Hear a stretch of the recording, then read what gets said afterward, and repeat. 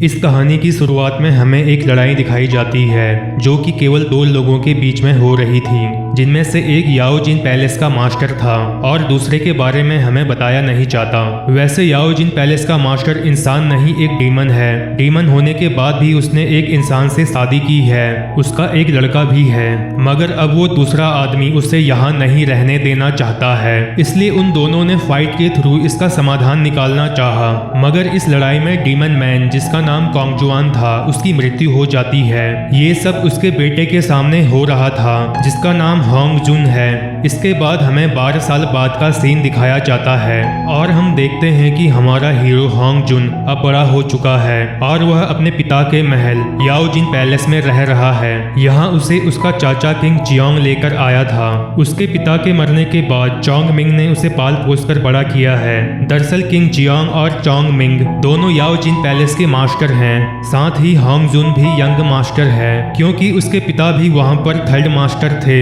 वैसे ये सभी डीमन क्लैन से बिलोंग करते हैं, लेकिन ये बुरे डीमन नहीं हैं। अब इसके बाद हमें मानवों की दुनिया का सीन दिखाया जाता है। यहाँ हमें नकाब पहने हुए एक आदमी को दिखाया जाता है जो एक सीक्रेट टेक्निक के जरिए एक खास इन्विटेशन को डीमन वर्ल्ड में भेजता है, क्योंकि मानवों की दुनिया में एक कोड ऑफ एक्सोर्सिज्म बनाया जा रहा है जिसका काम डीमंस और डेविल्स को खत्म करना है। इसके बाद यह लेटर याओ जिन पैलेस में पहुंच जाता है। इस लेटर को पढ़ने के बाद किंग जियोंग को लगता है कि क्यों ना कोड ऑफ एक्सोर्सिज्म के लिए मानवों की दुनिया में होंग जुन को भेजा जाए, लेकिन इसके लिए उन्हें चोंग मिंग की सहमति भी चाहिए थी। लेकिन जब वे चोंग मिंग से इसके बारे में पूछते हैं तो चोंग मिंग साफ मना कर देते हैं। वो कहते हैं कि मैं होंग जुन को ह्यूमन वर्ल्ड में नहीं जाने दे सकता। तुम्हें याद नहीं है क्या इसके फादर के साथ वहाँ क्या हुआ था, किस तरह उन्हें मार दिया गया। लेकिन इस पर किंग जियोंग कहते हैं कि धरती पर डीमंस की जनसंख्या बढ़ती जा रही है, मगर इस पर चोंग मिंग कहते हैं कि मत भूलो हम भी डीमन ही हैं। दरअसल जिन डीमंस को मारने के लिए कोड ऑफ एक्सोर्सिज्म को बनाया जा रहा है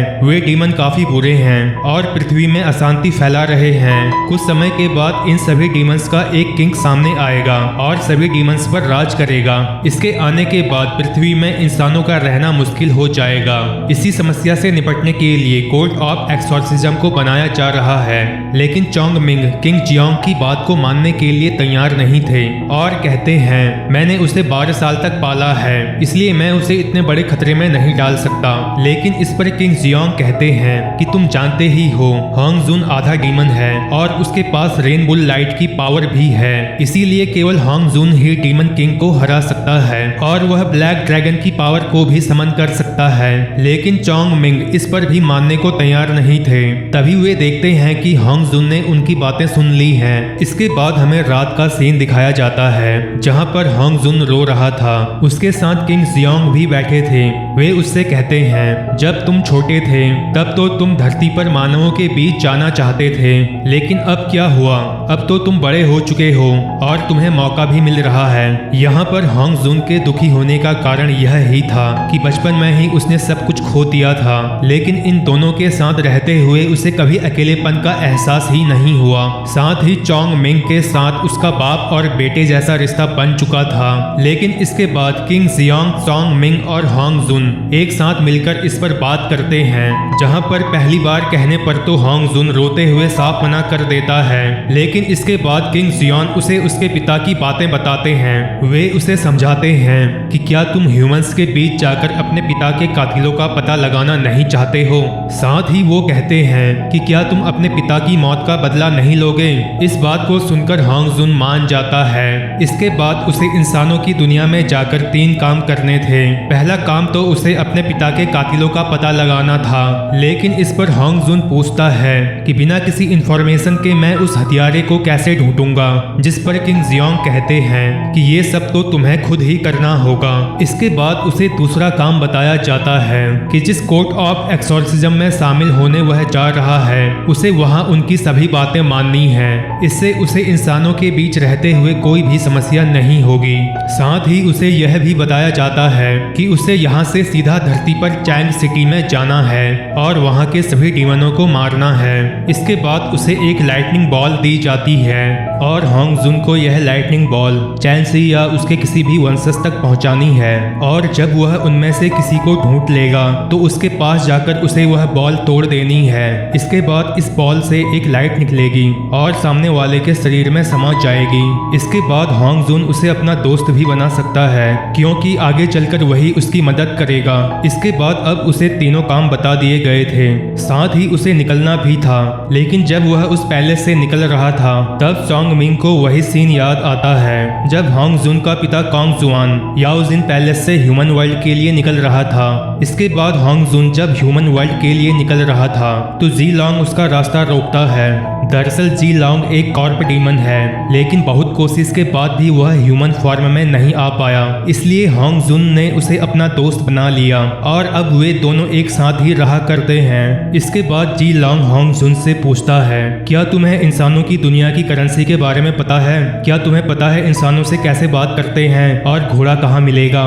जिस पर होंग जुन मना कर देता है, इसलिए जी लॉन्ग भी उसके साथ ह्यूमन वर्ल्ड में जाता है। इसके बाद के सीन में वे दोनों इंसानों की दुनिया में पहुंच जाते हैं। इस समय यहाँ पर बारिश हो रही थी, तभी उन्हें सामने एक गांव दिखाई देता है। अब जी लॉन्ग को भूख प्यास भी लग रही थी, इसलिए दोनों सीधे उस गांव में चले जाते हैं, लेकिन उन्हें वहाँ कोई भी इंसान दिखाई नहीं देता। तभी होंग जुन देखता है कि पास ही ह्यूमन ब्लड के निशान हैं। इसे देखकर वे समझ गए थे कि कुछ तो गड़बड़ है। तभी एक बड़ा सा दैत्य उन दोनों पर हमला कर देता है, लेकिन होंग जुन उस हमले से बच जाता है। इसके बाद अब डीमन जमीन के अंदर से होंग जुन पर हमला करता है। अब होंग जुन दोबारा उसके हमले से बच जाता है और उसी पर हमला कर देता है। अब होंग जुन ने अपना हथियार भी निकाल लिया था। इसके बाद हमें होंग जुन के कई पावरफुल अटैक देखने को मिलते हैं। होंग जुन के शक्तिशाली हमलों से उस डीमन की हालत बहुत ज्यादा खराब हो गई थी।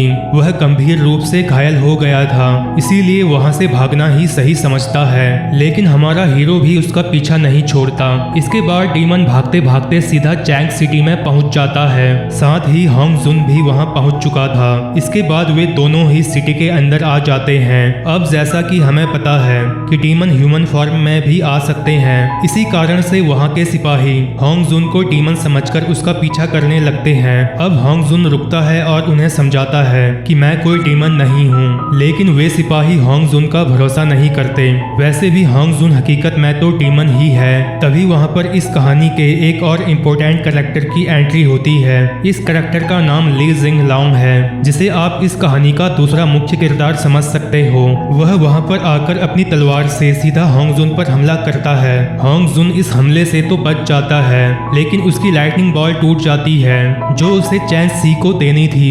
इस बॉल से एक लाइट निकलती है जो ली जिंग लॉन्ग के शरीर में समा जाती है, जिससे वो बेहोश हो जाता है। अब होंग जुन को समझ नहीं आता कि वह करे तो करे क्या।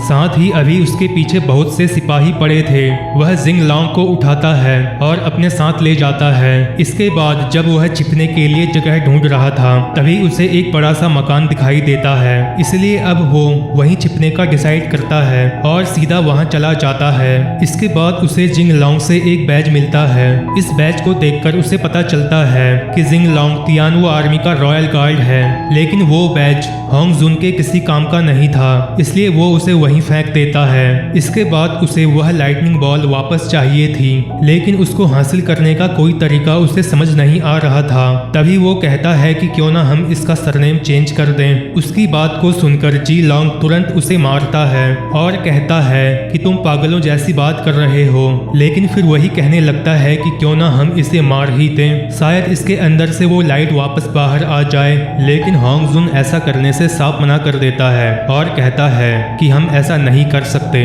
क्योंकि इसमें हमारी ही गलती थी।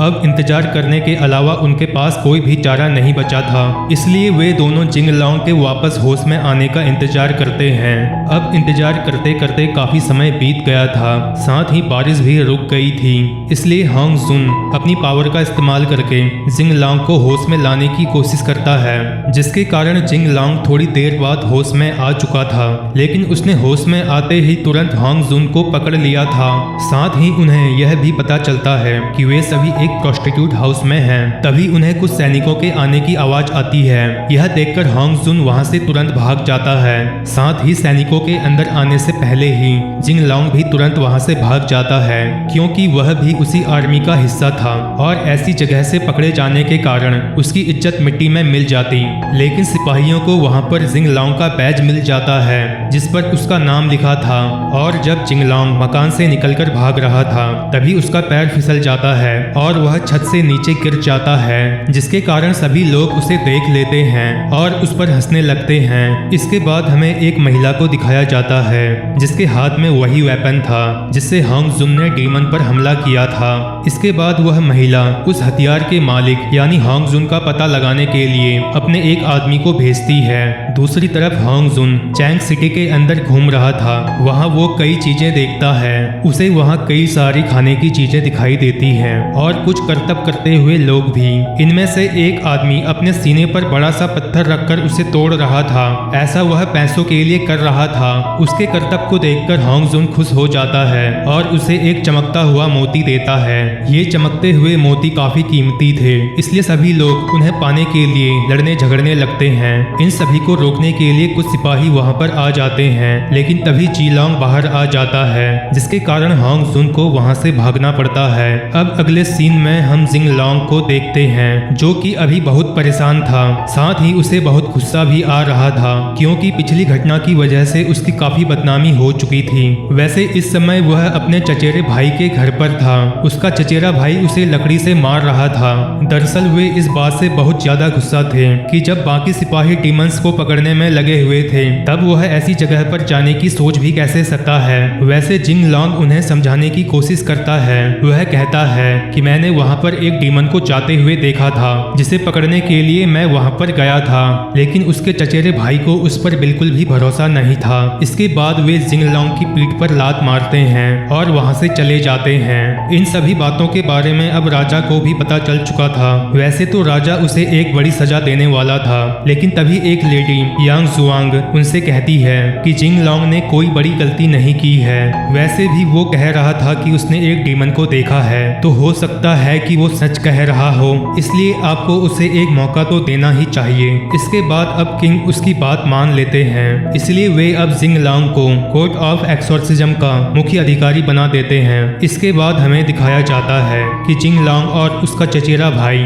इसी समाचार को लेकर कोर्ट ऑफ एक्सोर्सिज्म की ओर जा रहे हैं। अब रास्ते में ही जिंग लॉन्ग का चचेरा भाई फैंग चैंग किंग उसे कोर्ट ऑफ एक्सोर्सिज्म के बारे में बताता है, लेकिन पिछली घटना के कारण वे जिंग लॉन्ग से अभी भी काफी नाराज हैं। तभी जिंग लॉन्ग उनसे वादा करता है कि बहुत जल्द ही मैं अपनी सच्चाई साबित कर दूंगा। दूसरे सीन में हमारा हीरो एक छत से दूसरे छत में छलांग लगाता हुआ सिटी में घूम रहा था। तभी वो एक घर की छत से नीचे गिर जाता है। वैसे ये छत कोर्ट ऑफ एक्सोर्सिज्म की ही छत थी। इसके बाद यह एपिसोड यहीं पर समाप्त होता है। इसका अगला एपिसोड जल्द ही अपलोड कर दिया जाएगा, जिसे देखने के लिए वीडियो को लाइक, शेयर और चैनल को सब्सक्राइब करें।